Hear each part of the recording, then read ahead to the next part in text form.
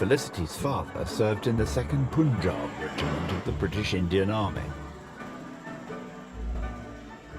And they've come to the New Walk Museum to learn how followers of the Sikh faith acquired their reputation as skilled fighters from Gurinder Singh Mann. The Sikh religion was founded by Guru Nanak in the 15th century in the area of Punjab, which is in northern India.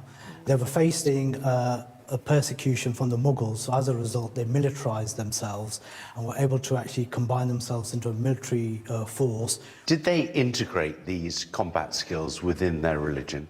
Absolutely. They have the religious side of actually praying, etc., with the Sikh scriptures, but they balanced it out with these military skills as well. So they became saint soldiers in a sense, using a number of weapons which they actually kind of also used to worship as well, in a similar way that they worship the scriptures.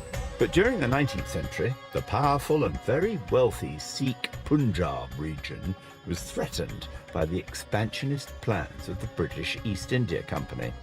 It was one of the last states for the British to really seize upon in terms of gaining control over all of India. The Punjab was the last prize. It absolutely was, yeah. Maharaja Ranjit Singh died in 1839. He didn't actually leave any successors, and as a result, the court had gone into chaos. So the British, looking inwards, saw this as a great opportunity to actually kind of now move in on the territories. So were the British confident they could take the area easily? Yes, they were, but they'd never come across a fighting force such as the Sikhs. The Sikhs had actually been trained by European generals, but on top of that, the Sikhs actually had better kind of hand-to-hand fighting skills as well. And this was demonstrated in the Battle of Ferozshah, for instance, where the British were on the verge of defeat and state papers were sent to be burnt because they never thought that they'd be able to win that particular battle. No wonder when you consider the bravery of the Sikhs and the weapons at their disposal. We actually have a punch dagger known as a kurtar. They would actually have this on their attire, and then eventually, when it came down to a particular kind of battle, they would just pull it out and then would use this with deadly force. So what about this?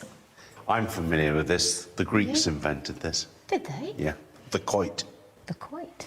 So this quoit in particular, what we call a chakra or chakram, was actually used by the Sikhs, who actually used to wear them within their turbans. They used to wear it on their necks as well, and then actually used to use this within warfare to actually fight against the particular enemy. What is this insignia here? Some of the Sikh weapons actually had verses from the Sikh scripture and was actually a reminder of their Sikh faith whilst going into battle. Eventually, after 4 years of conflict, the Sikhs were defeated, their territory becoming part of the empire. So that slow war of attrition. Absolutely. Sikh numbers weren't being replenished and the British were increasing their forces day by day. So when we get to the Battle of Gujarat in 1849, the British overran the Sikhs with ease, really.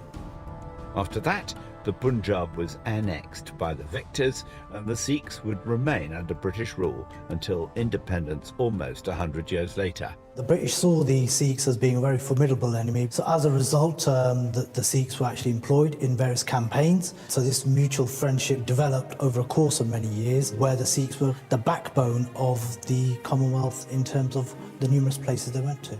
So military opponents quickly became fellow fighters. That's absolutely correct. Despite being just 1% of the Indian population, the fighting Sikhs came to make up a quarter of the British Indian Army and play a vital role in 2 world wars.